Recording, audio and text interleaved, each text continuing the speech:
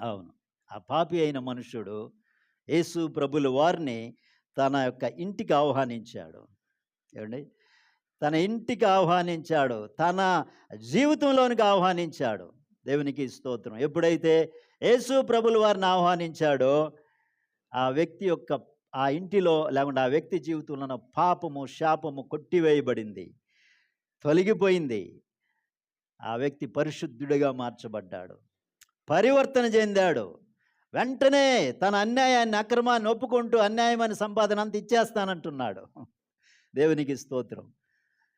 ఏమైంది? ఆ ఇంట్లో ఉన్న పాపం, శాపం కొట్టివేయబడింది. యేసయ్య రాగాలని అక్కడికి. ఏవండి? బ్రతుకు మారిపోయింది. జీవితం మారిపోయింది. దేవునికి స్తోత్రం. అప్పుడు ప్రభు అన్నాడు, నేడు ఈ ఇంటికి రక్షణ వచ్చి ఉన్నది.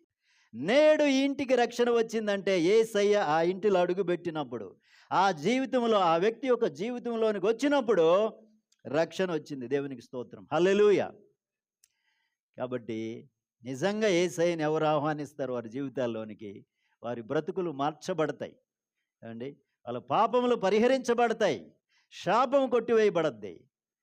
రక్షింపబడతారు కదండి. రక్షణ అనుభవం పొందుకుంటారు.